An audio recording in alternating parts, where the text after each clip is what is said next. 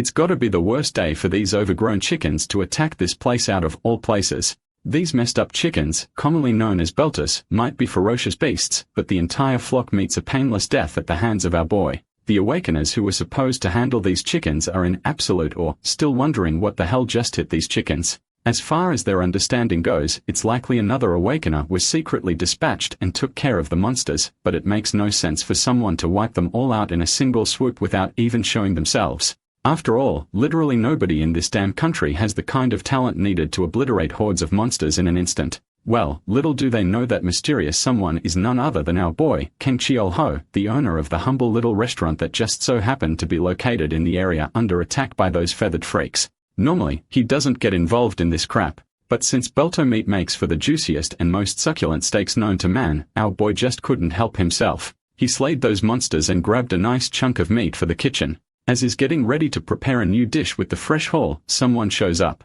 Turns out, it's a visitor from the Awakener Association, specifically here to check in on our boy. Apparently, the association rep came to see if he's doing okay after the belto attack. Well, my guy's totally fine.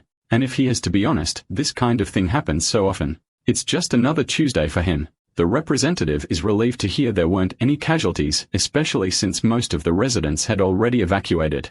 Minimal damage is just good news all around. Suddenly, the guy's nose twitches when he catches the mouth-watering aroma drifting from Kang's cozy little dining place. The smell is so damn good that the representative can't help but crave a bite if the restaurant is open for business, that is. Our boy can't say no to a potential customer, or can he? Once the association guy steps inside, he immediately notices how clean and well organized the place is, almost like a movie set from some Hollywood drama. He makes himself at home and insists on seeing a menu before placing his order. But to his surprise, Kang's restaurant doesn't have a menu. The food depends entirely on whatever ingredients they've got that day. It's basically a daily special. And for today, our boy's cooking up belto steaks. The mention of belto instantly grabs the rep's attention. After all, those are the same giant birds that attacked this area just a while ago. All the credit, of course, goes to the great master Gam Seung-hoo for taking out all 10 of them in a flash. Kang doesn't say a word about his own involvement. He just nods and thanks the brave fighter for getting rid of the menace.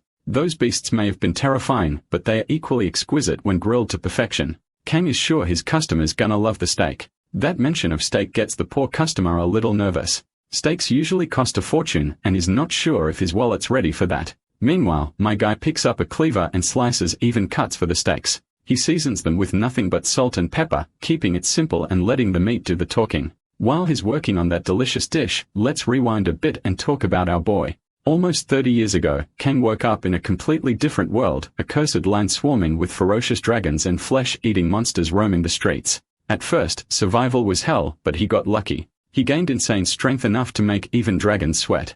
Eventually, he even took down the Demon King himself. That victory earned him a ticket back to Earth. But to his dismay, Earth wasn't the same place he remembered. By the time he got back, it too had been overrun by vicious monsters. Still, none of that stopped him from chasing the retirement he always wanted, a peaceful, quiet, and serene life. After 30 straight years of fighting monsters and the damn Demon King in that other world, he was done with this killing shit. No more grinding. No more bloodshed. Luckily, the monster outbreak triggered something new. Ordinary people started awakening powers of their own. That spark became the catalyst for humanity's counterattack. With all these new awakeners safeguarding the world, Kang's involvement wasn't needed anymore. So he opened a restaurant, became a chef, and decided that from now on, all he wanted to do was cook damn good food. As I narrated all this backstory, the belto steak is finally ready to be served. The food looks absolutely delicious and the guy who is about to devour it can barely hold back the drool dripping from his gaping mouth. Bro seriously didn't expect to be in for such a treat until now. Just oogling the food is making him even hungrier, so he quickly takes a bite, only for his eyes to widen as the flavor hits his senses like a tidal wave. The meat is perfectly juicy with just the right blend of spicy and sour. Well, it's nice to have the very belt hose that had him running around all day and uplifting his spirits. He can barely hold himself back from a second bite, and soon, is eating one piece after another until the whole plate is wiped clean. Now that he's done enjoying the delicious meal, it's finally time to pay for what he owes. Turns out this guy's on a streak of luck. This restaurant doesn't charge first-time customers, much to the association guy's surprise. He can't believe he just had a 5-star meal for free. All his fatigue has vanished, and he feels revitalized from top to bottom. After such a good experience, he's already looking forward to making more memories in this restaurant. That said, he still insists on paying for the pleasant experience. Since the guy won't back down, Kang agrees to take $10. The suit guy happily pays and before leaving makes a request. He wants Kang to stay safe. Times like these are tough for non-awakeners and it's dangerous to be stuck in a place swarming with monsters. As a precaution, he tells Kang to evacuate immediately if anything goes down and even hands him his business card in case help is needed. Compared to a few years ago, when this area was practically a wasteland, it's very good to see commercial hubs like cafes, bars, and markets thriving again. He reminds this Goldie chef that he's just one call away if needed. As the man walks out, Kang is left reflecting on how indeed tough this era is for non-awakened folks. That's why he's got mad respect for people like the association guy, folks who put their lives on the line to serve the public. Kang then proceeds to taste his own food. And the moment he takes a bite, he's thoroughly satisfied with the flavor. Night descends and our boy is just about to wrap up for the day after a smooth run. But before he closes up shop, he decides to make some snacks out of the belto eggs he brought earlier. As he's figuring out what kind of dish would truly bring out the flavor of this one particular egg, the door slams open. A guy storms in, not even trying to be polite, and starts yelling at Kang. Of course, our boy has no clue what this guy's deal is. From all the ranting, we gather that this stranger is here to claim what apparently belongs to him. To understand what's going on, let's rewind a few hours. Back in the Syodaman traditional market, tons of peddlers are out trying to sell their goods. Through the hustle and bustle, our boy is seen walking around looking for ingredients to restock. Ever since monsters showed up, livestock and fresh veggies have become rare, so even basic ingredients are hard to find. Humans now have no choice but to explore alternatives to meet their food needs.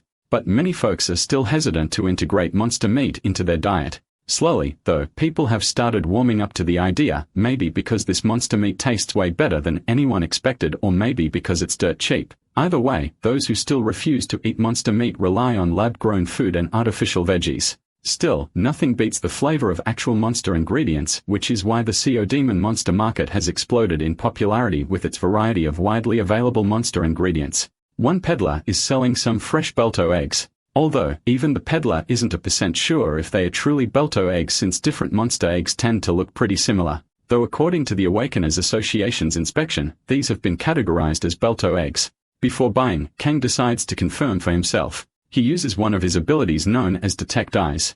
It's a skill he stole from a silver dragon named Karnas, the ruler of the northern mountain range in his previous world. The ability lets him see the stats and info of any target. Bro swiped that ability while catching the Demon King, and to this day, it's one of his most used artifacts. A bunch of notifications pop up confirming that only one of the eggs is from a belto, while the others are totally different monsters. Thanks to this, he's now able to see through the scams of these sneaky peddlers trying to pass off third-rate goods as premium. As Kang finishes buying the eggs, one particular egg catches his eye when his artifact fails to reveal any information about it. Seeing the rarity of the egg, he decides to take that egg too. Back at home, he breaks open one belto egg and cooks it immediately, whipping up a delicious belto scrambled egg. The rich aroma and taste instantly bring back memories. Those rare moments when good food was a luxury and the camaraderie shared with comrades on the battlefield. The creamy and savory flavor from the combination of belto egg and cow whole milk tingles on his tongue, soft and satisfying. Closing his eyes to savor each bite, Kang feels strong longing for those faces now gone. Then his attention snaps back to the mysterious egg, the one his artifact cannot read. From what he knows about this dragon's artifact, their artifacts form naturally when they receive their powers.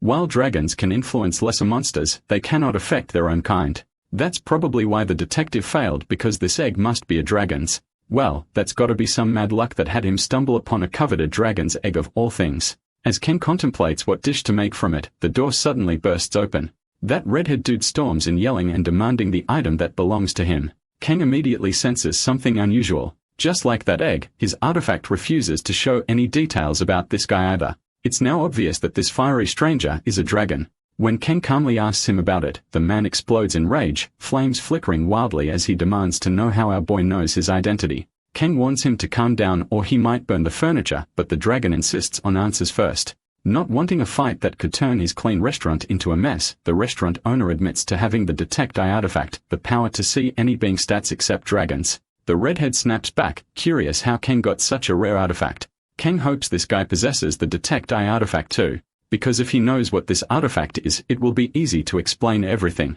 The dragon guy, meanwhile, finds it quite unnerving to see how calm and composed our boy seems while standing up against a mighty dragon.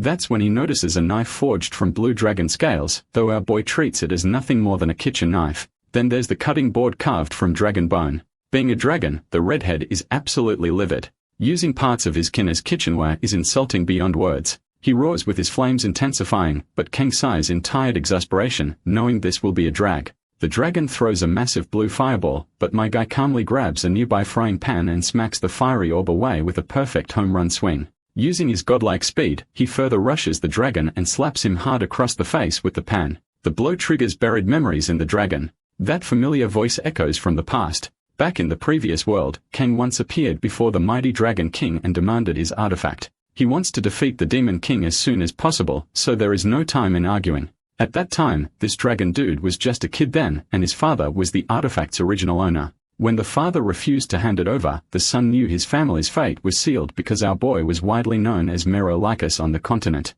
Snapping back to the present, Kang orders the redhead to clean the floor properly before things get ugly. Reluctantly, the dragon grabs a mop and bucket to wipe away the scorch marks. While the child of dragon scrubs, Kang asks where he's from, curious how this fiery fellow knows so much about the Detect Eye artifact.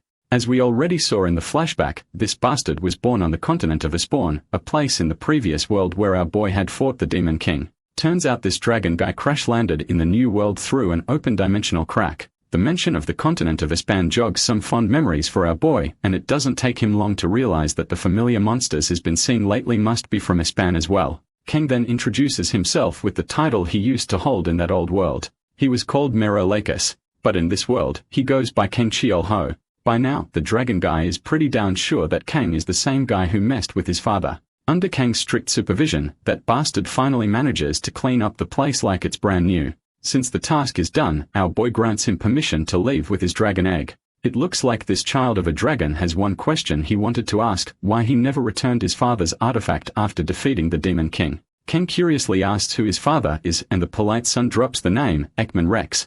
Well, looks like our boy remembers that Rex dragon. No wonder this bastard's aura felt so familiar. Back then, this bastard was just a kid, child of that mighty dragon. The kid in question can't help but tremble when Kang urges him to come closer. Seeing him terrified, our boy promises not to hurt him. After all, he stopped beating up dragons 30 years ago, but the dragon doesn't trust him. After all, Kang doesn't look like someone who's aged 30 years. Kang then asks how old the dragon is, and the dragon promptly replies that he's in his 50s. In response, our boy reveals he's around 60, making him older than the dragon kid.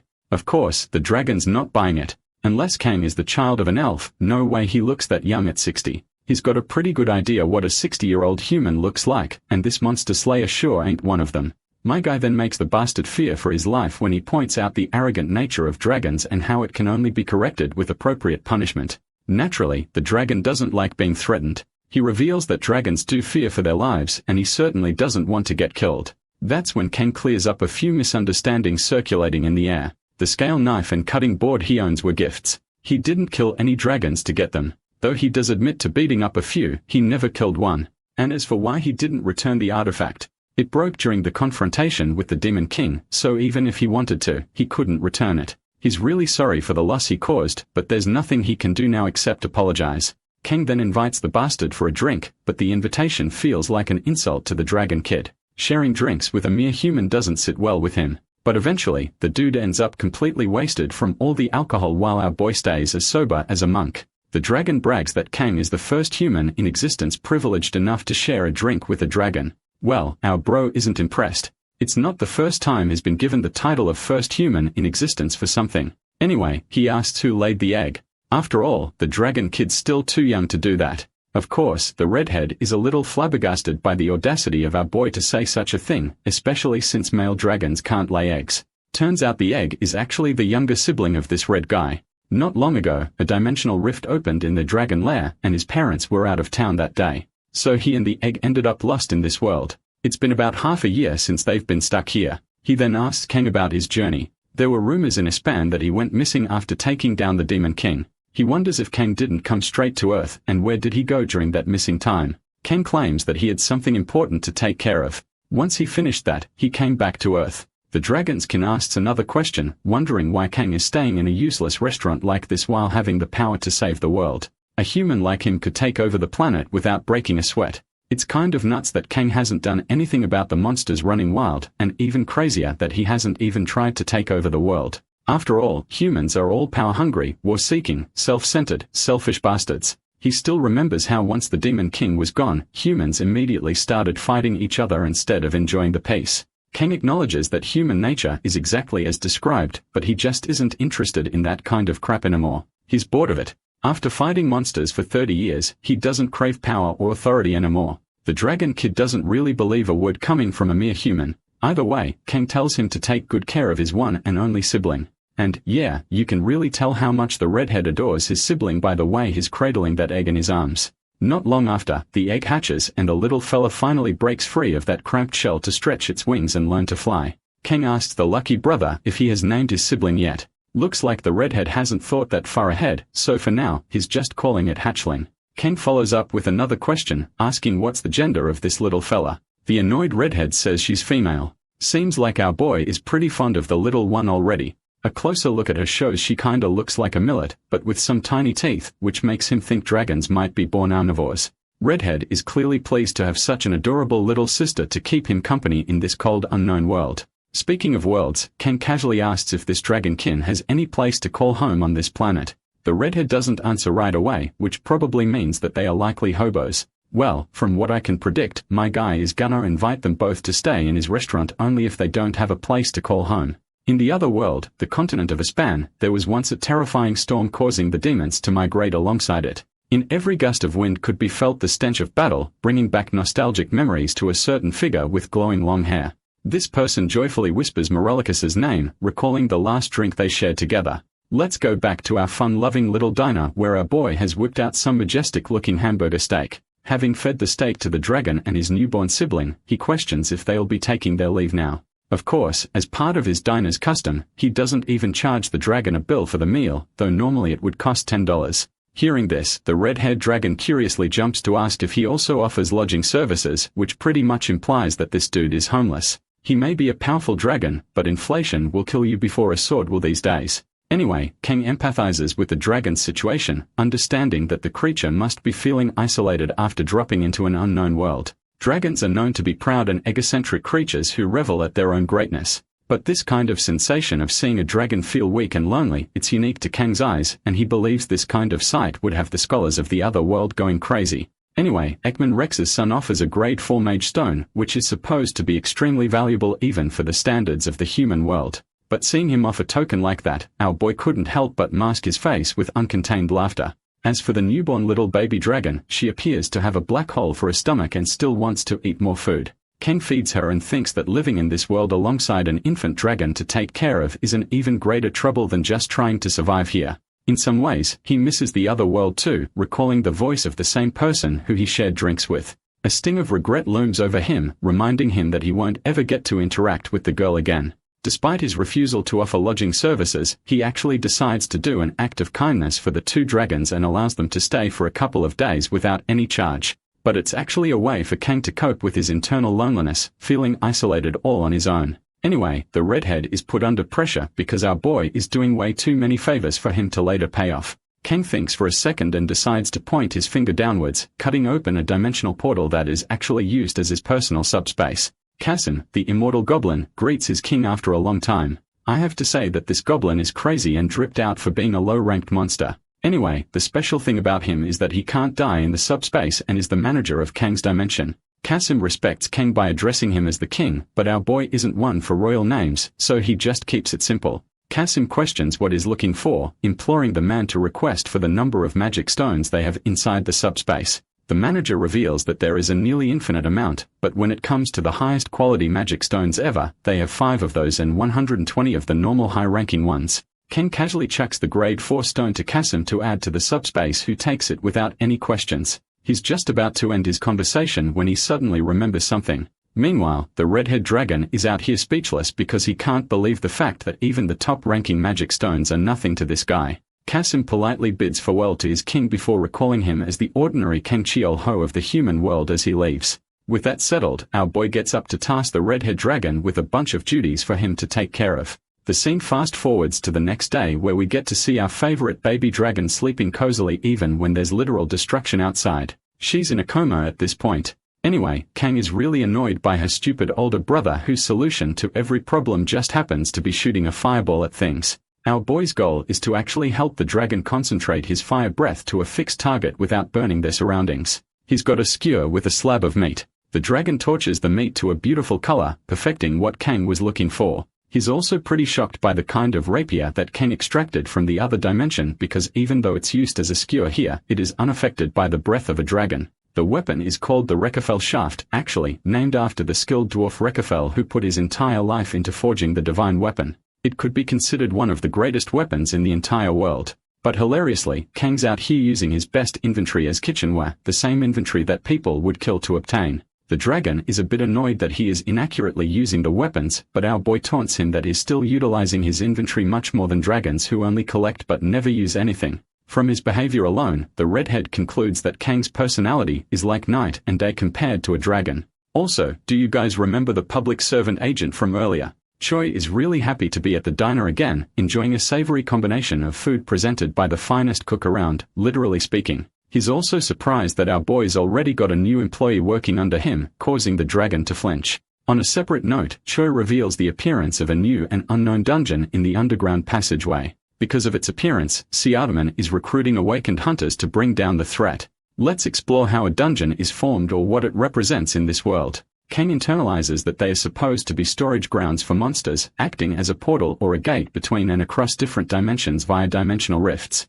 Now that's actually the same way he ended up in this world too, which goes the same for Khan, the child of Ekmund Rex as well. Our boy inquires about the difficulty rating of the dungeon and discovers that it's supposed to be at the grade 5 level at the least, which also means Kim Sang-hoo and his teams Nkaku will be deployed to take on the threat from the CO Demon's side of things. He's the same guy from the beginning of the story. From Sinkin's side, there will be Chien forwarding with her own team. It's a name that not even our boy has heard of. But as it turns out, CO Demon is guarded by the Spear Mage, while the Sinkin region is under the protection of the Ice Witch. The closest reference to this girl's character is as Dith from the Akamega Kill series for me. Anyway, Choi points out that a backup team is underway just for insurance. That's why they were on the lookout for applicants. The public servant agent expresses his own sadness. His heart breaks every time he sees a job post for a dungeon, but, unfortunately, not everyone lucks out with the awakening process. Only the best of the best are chosen for the job, and it's really sad how they've all got families to feed, and yet they can't join because of their ranks. In some ways, he thinks the unawakened people have it better in this life, a safe and steady job without any risk of death. Realizing that he's running late, he concludes the conversation and thanks our boy for the exceptional meal like always. Even more so, Khan is most impressed that his contribution is receiving some praise. Kang wonders if he should head out and purchase more out-of-home meat to reinvest in the business. So he does exactly that and goes to the marketplace for a list of ingredients. While he's talking to the butcher, Kang overhears an announcement to join the raid party. The guy in the distance resembles someone he saw back then. It's actually the Spear Mage, Sang-hoo, known for being a grade 2 awakened warrior. It seems like Choi's words prove to be true because they really are looking for a party. Speaking of parties, let's talk about the assault groups, which in this world are called the raid parties. It's pretty similar to your average RPG game system, a format that King personally enjoyed back in his days. The world now resembles no differently from a fantasy game, and so the rules are easy to understand. But that's not the only thing. If you guys have played the recent game Marvel Rivals, maybe you'll have noticed an influx of DPS players and a shortage of tanks and healers.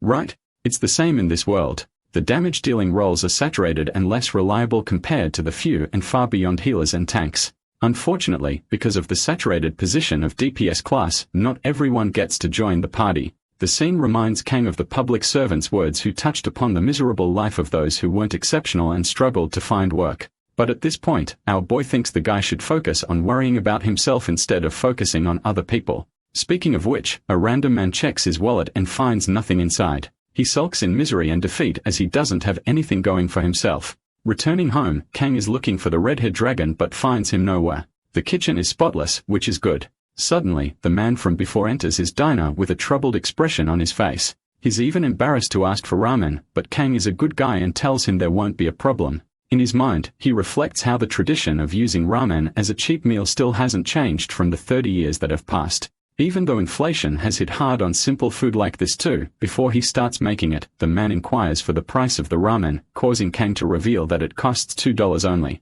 This revelation alone brightens up the man's expression as he orders 5 bowls right away. Kang is pretty down impressed that the guy has an appetite for eating all that food in one go. Sensing that something is out of place, he activates his Detect Eye skill, allowing him to peer into the man's intentions, learning that his class is actually called the God of Food. It's a really weird and unique ability at first glance, but it's not like our boy is unfamiliar with it as one of his teammates once had it. Basically, it helps you gain a ton of strength the more you eat food. The ingredient quality also affects the outcome, but one can make a shit ton of gains and get a Mr. Olympia physique if they keep on consuming high-level monsters. At the same time, it's difficult to get the ability to progress in the early stages, and it only blossoms into its fullest when consuming high-grade monsters. To top it off, you're usually always hungry, though those effects begin to subside after leveling up and getting better at the skill. Well, that's clearly not the case for this guy because he's far too underskilled for his class. Kang decides to go ballistic and serves an extra large platter of ramen with grilled at-home meat as a topping. It's probably the kind of ramen that college students would die to eat every day. The shocking part is that he added the at-home meat as a freebie from his side, reflecting his good nature, conscious that some people just have it really rough in life, which is also why they have a tendency to die sooner in battle. If the man shared a different personality, Kang was planning to ignore him completely. But with this, he thinks the effect of the at-home meat will boost his power to some degree. Also, Kang shares that the first meal of the day is on the house as a custom for his diner. By the way, he's talking about at-home meat and not ramen here. The man decides to eat a savory bite of the meat, enjoying its delicate taste. He can't believe that the meat could be tenderized to this savory extent. Next, he takes a large column of ramen and literally goes on to finish the whole meal. His mood lifted. He thanks the amazing chef for his kindness. He tries to whip out some money from his wallet when suddenly a bunch of stuff falls out. Kang strangely notices a necktie and collects the money. The man quickly leaves but promises to come again. Judging from his attire alone, Kang wonders if this guy wants to impress someone with the way he was carrying around that tie. It only adds to his understanding of how difficult a life is in these times. A while passed and that broke guy stumbles across a gate while walking around. The dimensional gate hovers over the skies, causing an immediate evacuation of the civilians and barricades to be put up in places. The same man from before urges to join the battle as an awakener. But when asking about his rank, the poor guy stumbles with an explanation of his ability related to food. Unfortunately, he is told that they can't just use any average awakener to join the battle against a powerful dungeon like this. Even the best team members have returned with certain injuries, so it's not easy to allow just anyone. He's told to evacuate to a safe location when suddenly he notices one of the healers. This girl is actually his very own daughter, and he rushes to find her. He scolds Mi-jin for coming to such a dangerous location when her focus should be school right now. The poor girl shares that she couldn't sit around with the number of injured people around, which is also why the school mobilized some of its students to help out. But she's even more confused to find her father here of all places. She doesn't require his help and even lashes out against her own father when all he has is a shitty ability to eat and work. He doesn't even come home to check on her, and yet he's concerned out of the blue. In a way, Mi-jin resents her father because not only does she have to work to earn points for a scholarship, but now he was making her seem pathetic too.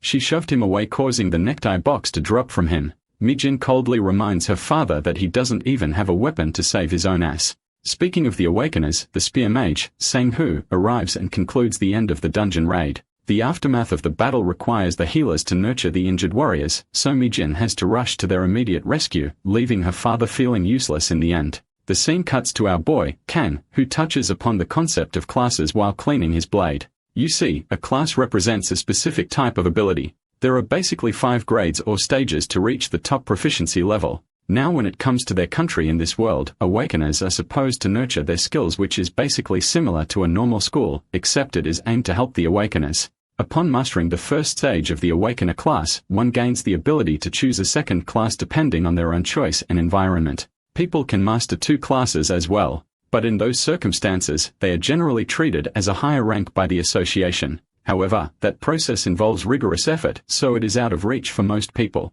Kang also shares that in the chance someone ends up with a shitty ability, the cruel reality is that they'll have no choice but to find something that specifically suits them. Now there's also a 6th class, something only our boy mastered in his final battle. From then on, he hasn't been able to progress to any higher class, concluding that it's his limit. Anyway, the redhead dragon comes rushing to find our boy, revealing that something significant happened. His little sister, Kyul, managed to utter her first words. Now the name Kyul is also news to our boy, but I guess Khan ended up naming his sister after all. He reveals Kyul's words. The adorable little marshmallow happily calls Kang his papa, which is something that melts his heart. It's seriously cute. And, also, it turns out that the baby dragon actually named herself as Kule to signify that it is a resident of this world. Anyway, the sentient marshmallow is out here repeating the word papa, causing Kang to playfully pet her. He shares that dragons are special because they are blessed with the mastery of a class upon birth alone.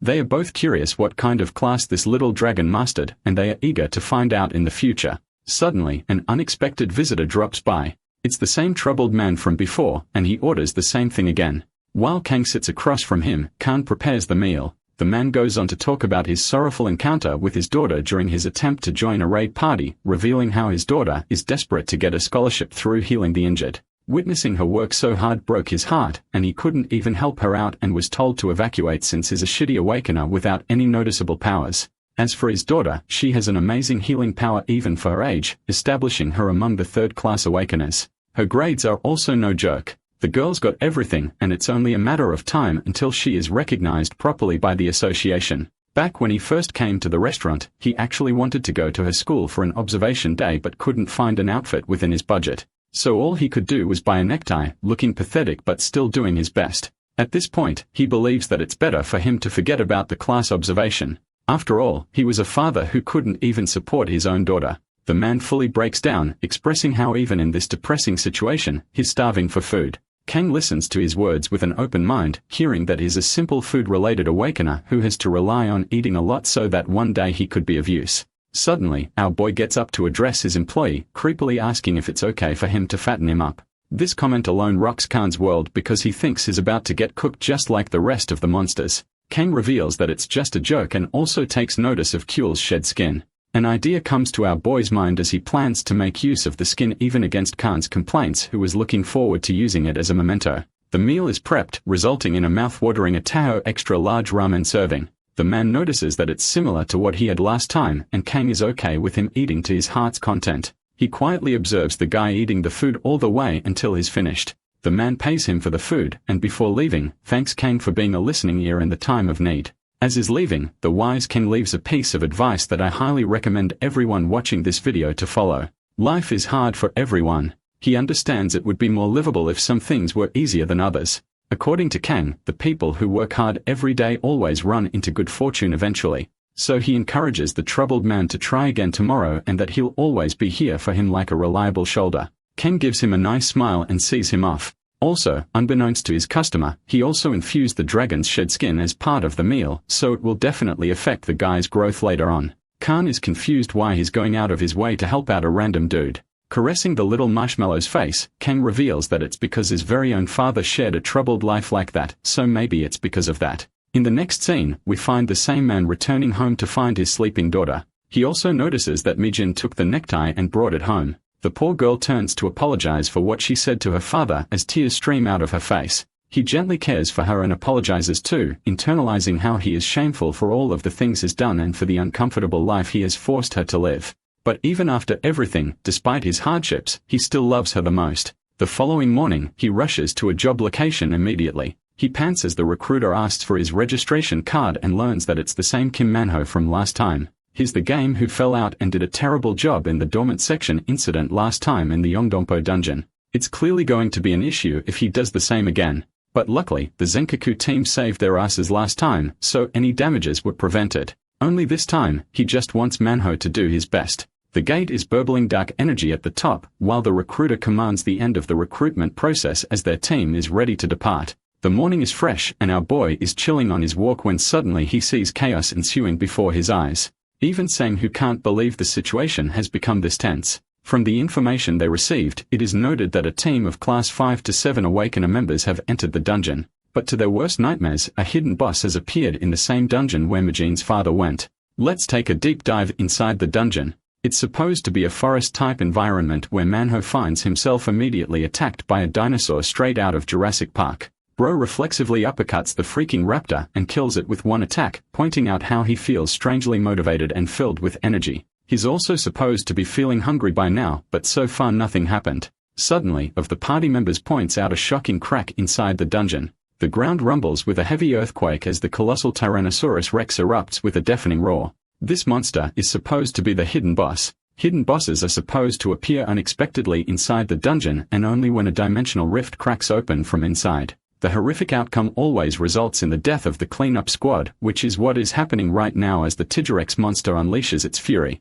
The guy's team is scampering away when suddenly, he notices mana crystals from the creature he just defeated. It's actually a decent grade and will result in a good fortune for him if he's able to sell it. Manho's desperation results in him rushing towards the crystals, which is a seriously reckless decision because the colossal dinosaur is out to get him. The funniest part is that instead of straight up eating him right there, the monster headbutts his ass flying. With just one hit, Manhwa realizes just how shitty he truly is. He foolishly rushed inside the dungeon for the sake of his daughter's happiness. A gush of her sweet memories courses through his mind all the way back to when he first embraced her. His daughter's words become the fuel for him to get back up. Dying here would mean that Mijin would be defenseless all on her own.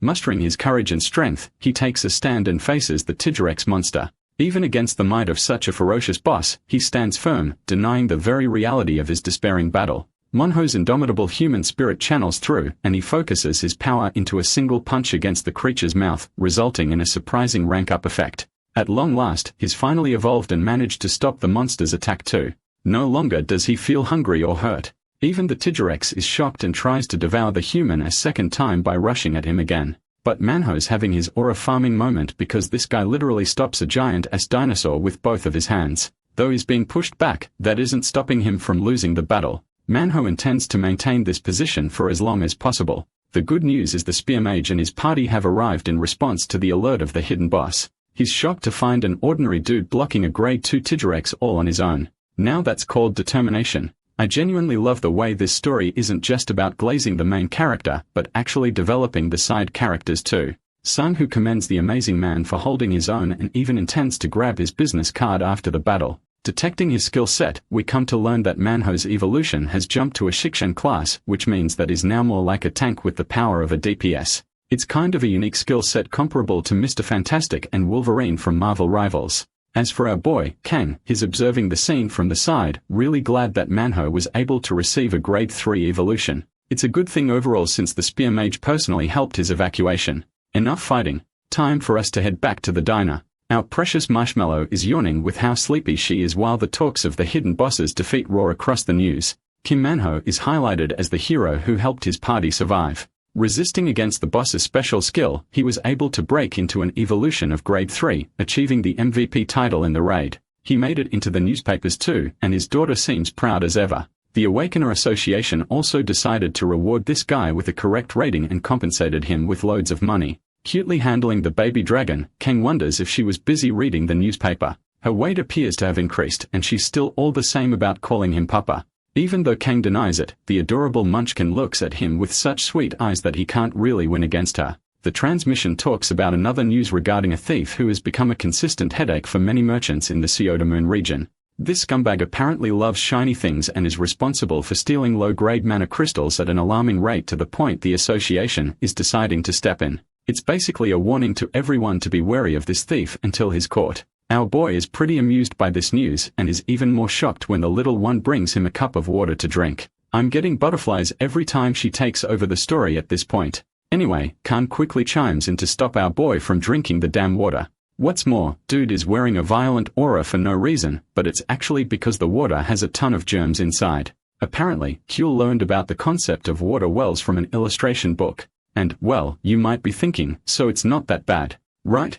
But here's the plot twist. This idiot dragon can't differentiate between the toilet water and a well. Kang's face literally turns into a, "What the fuck did you just say to me?" expression because he was a second away from drinking that same water. The funny scene transitions into Choi's third visit to the restaurant and is really amazed by the cactoggy that Kang made this time. What's more, Manhwa arrives at the diner looking like night and day from his earlier appearance and is brought along a friend too, the same spearmage captain who has heard many stories about the diner and its owner. Choi stands up in shock and respect, while the spearmage is a bit underwhelmed to find an agent from the association here of all places. The agent is rather astonished to discover that Manhwa is associated with the spearmage. Also, it turns out that Manhwa has obtained a new identity for himself as the Shikshan warrior who performed exceptionally well in a recent raid. From this interaction, our boy learns that after doing something commendable in this world, a new name is attached to your old one. Manhwa is really grateful for the kindness that the owner of the diner showed him when he had nothing. On the flip side, Kang expresses that he was anticipating his arrival. Like always, ramen is the guy's usual order. As for the spearmage, he wants to try the same. The meal is served and well. Manhwa obliterates it like usual in one go, impressing the captain with his appetite. He recommends Manhwa to head off to visit his daughter's school because it will take him a while to wrap up his side of the food. He doesn't want Manhwa to needlessly stick around when he's free and allows him a day's rest for now. So that's how the guy ends up leaving, while our boy is impressed by the quality of their healthy work relationship. Interestingly, the place goes all too quiet, so he turns to find the captain dozing off on his seat. In the next scene, we get a glimpse of a heated interaction between the spear mage and Kang. The captain was furious that our boy touched a divine creature and ended up enraging it. The beast gives a malicious smile before erupting its ferocious flames.